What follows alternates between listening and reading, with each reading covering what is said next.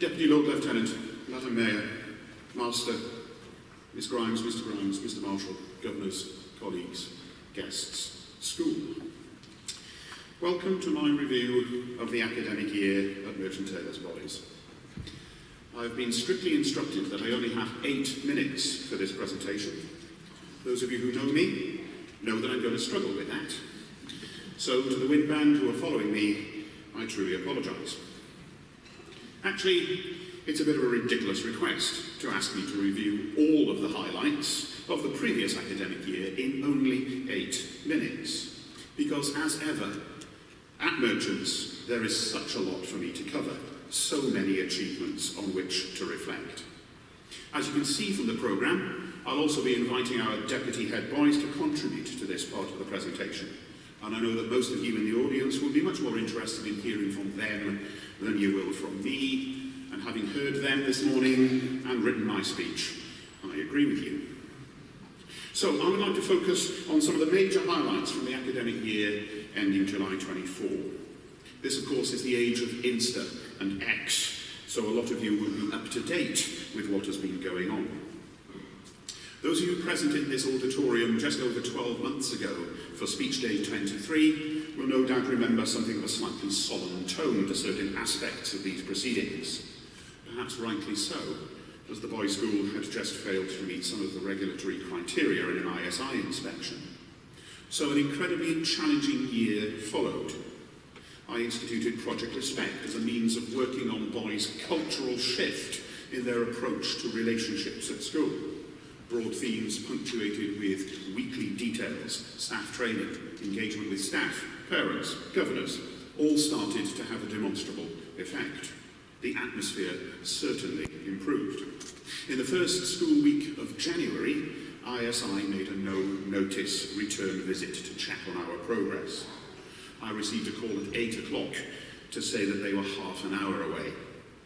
After I'd recovered from that initial shock, I actually became remarkably relaxed because I knew and I was confident that enough hard work had been done to demonstrate progress. And true enough, we were compliant in all areas. It's important for me to recognise here and thank everybody, all of my colleagues who work with me to get us to that much better place. There have been some significant sporting achievements last year from teams at Merchants as well as from individuals within the community. Our first 15 reached the final of the Lancashire Cup and the under 16 won the Lancashire Plate. Senior footballers have been extremely successful, with the first 11 last season achieving the treble of the Under-19 Sefton Championship, Under-19 Mersey College Cup, and they also won the Mersey College League. Cricketers have also been winning trophies. The Under-13 beat Manchester Grammar School earlier this season to become Lancashire Cup champions. The burgeoning sport of basketball is also netting us some success, with Under-12 and 13 teams being champions of Sefton. Indoor hockey has been very fruitful, with our Under-18 team being crowned North West champions. Our Under-14 team were runners-up at their age group in the same tournament. As mentioned, we also got some highly talented individuals. James Criddle is BMXing himself towards further success with the GB cycling team. He's the current British junior champion at Under-18s, having previously won the title at Under-16 and has been highly placed in recent European competitions. We have 8 players in the Sale Sharks setup, either in their academy or their developing player programme.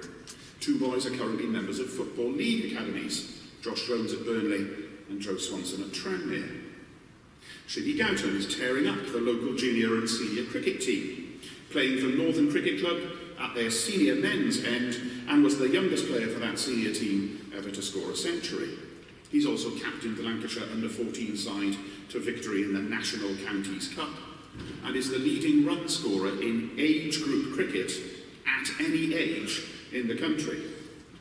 2 other boys are also in the Lancashire County team at their age group, Vidu Gurikapati and Caleb Slater. Archie Turriff is playing rugby union at Warrington, rugby league for Warrington Wolves and international rugby league for the Scotland Under-16s. Will Delamere represents England in cross-country. Jack Lyons is the Under-15 British Open Karate Kumite champion. And a group of our oarsmen and women have been training hard over the course of the last year and will be taking part in a Great Britain training camp at the National Water Sports Centre, Home Pierpont, in a few weeks' time. So lots of success in the sporting arena. However, the school has also enjoyed boys' talents through various creative arts. The joint production of Matilda was a roaring success, and we look forward to more of the same in our production of Oliver later this term. We also put on Blood Brothers last year. Our musicians have shone at concerts, recitals, music festivals and church services. Jensen Sharples is singing outside of school, performing with the Liverpool Philharmonic Choir. Alex Hines has not one, not two, but 3 grade 8s and is playing with the Liverpool Philharmonic Academy and Youth Orchestras. Our CCF enjoyed a highly successful annual inspection, and the contingent continues to go from strength to strength in regional and national competitions. As they do every year, the contingent represented the school with extreme professionalism at the Service of Remembrance Art Five Lands. They were also heavily involved in the rededication of the War Memorial at Southport for its 100th anniversary, in the presence of Her Royal Highness the Princess Royal. Academic successes have also flooded in through our participation in national science and maths competitions. Across the UK Intermediate Maths Challenge, the British Physics Olympiad, the British Biology Olympiad, and the Cambridge Chemistry Challenge, we have amassed 23 bronze, 14 silver, and 6 gold awards. School trips are the highlight of many boys' merchant tailors' career. We are very fortunate to have the staff who are keen to organise and the boys to participate in a variety of excursions, not only at home, but to far-flung destinations around the world. To tell us a little bit about their experiences and what they have gained from their travel, I'm delighted to introduce this morning our Deputy Head Boys, Henry and Johnny. Good morning, everyone. I'm lucky enough to have been at this school since 2015. When I joined here in Year 4, I knew the privileges and opportunities here would be like no other. One of those came this July, when I was part of the first 11 cricket tour to Cambridge. And in that team, there were some people I have known since I arrived at this school. We also had several boys from lower down the school making their senior debuts, and they were not daunted by the prospect of playing first-team cricket. And it is a credit to everyone in that side to how quickly we came together. Led by Captain Caden Sutcliffe, we competed against strong schools from around the country, including Durham, Newcastle and the Perth School, many of which had county second-team players. It is an honour for us to have former first-class cricketer Gary Yates as our head coach. He always encourages us to play with freedom, set attacking fields, take wickets, love fielding, and take the fight back to the bowler by always looking to score runs. A style of play that embraces attacking cricket, or as we like to call it, Gazball. Throughout the tour, there were many fantastic performances, both individually with bat and ball, and in the field as a side. On other days, we may well have won a number of matches after we got ourselves into winning positions. However, this reflects more widely how in any extracurricular activity you do, failing at some point is only a rite of passage. And luckily, in sport, there's always another game around the corner where you can bounce back. And on the trip, despite results not going our way, we learned to support each other, build character, and reflect upon mistakes, which can be a metaphor for the environment here at school.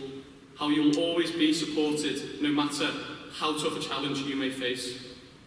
Being on the trip taught us valuable skills, enabling us to work together to overcome difficulties while making many memories along the way. And the experience gained from taking this opportunity far outweighs what any cricket scoreboard can represent. And lastly, for me, school sport has that extra special feeling that differs from club sport. Representing your school with your friends you've known for years, playing with your year group before progressing to the senior sides, and having that extra motivation to play for your mates makes the feeling of success all the more special. I look forward to one last year of school sport, hoping to continue building as a side, making memories, and hopefully achieving some slightly better results as we look to inspire the next generation of cricketers coming through the school.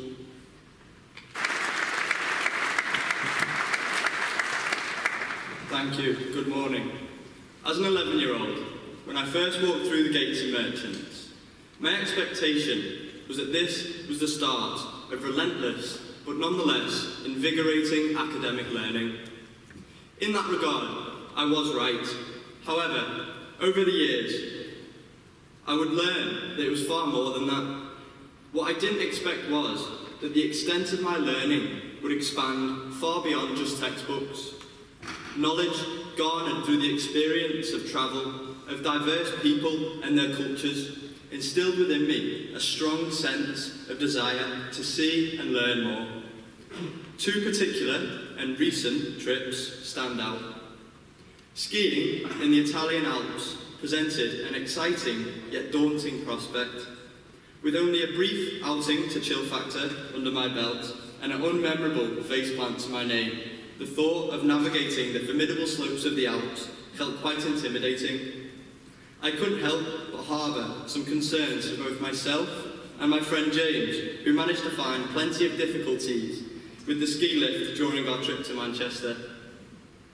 But despite the mishaps, the falls and the unfortunate incidents, such as smashed phones from ill-advised ski jumps, we remained undeterred. And the experience was utterly overshadowed by the sheer joy, camaraderie and united laughter with friends and teachers. While I could stand here and regale you with stories of my tumbles and misadventures, it's really the moments we share together that truly shine. And those are the stories I can talk about for ages. Up next was South Africa. Rugby was of course the catalyst for our trip, but it was the rich culture that truly stole the show. The lively energy of townships and the catchy beats of music they shared with us turned this trip into much more than a rugby tour. It was a humbling journey that truly opened my eyes. It deepened my understanding of communities and led to some amazing new friendships. Interacting with people outside of my social circle has made me appreciate teamwork on a whole new level. And now that we're in the rugby season, I'm excited to carry that spirit into all of our games. In my opinion, these weren't just trips.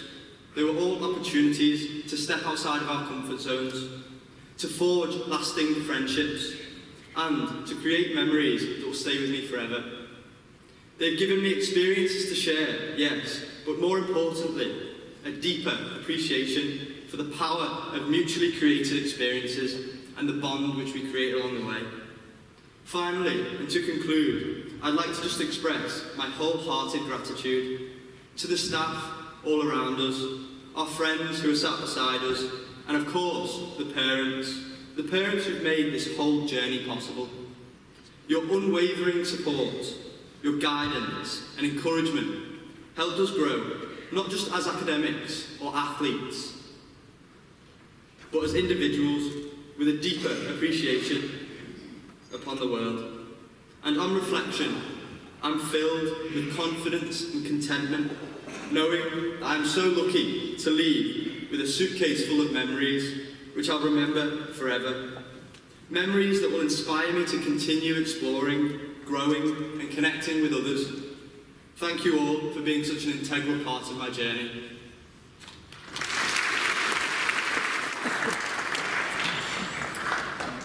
Told you they were good. I cannot let this opportunity pass without paying tribute to a former colleague who sadly passed away earlier this term, Mr. Roger Pickup. First 11 cricket coach, head of geography, head of sixth form and deputy head during a 21-year career at Merchants, he will have been known to so many people in this auditorium, and I know that he had a lasting impact on the lives of thousands of boys. He will be sorely missed. Well, I'm sure that between us, Johnny, Henry and I have gone long over our 8-minute limit. I also feel that I've only been able to scratch the surface in highlighting some of the real successes and achievements in such a wide range of arenas by boys at this wonderful school. There will be hundreds of other personal accolades and accomplishments achieved by our boys that I've not been able to highlight this morning, but I do congratulate everyone who has something to feel good about, and I thank you all and every member of staff for your contributions to this fantastic establishment. Thank you.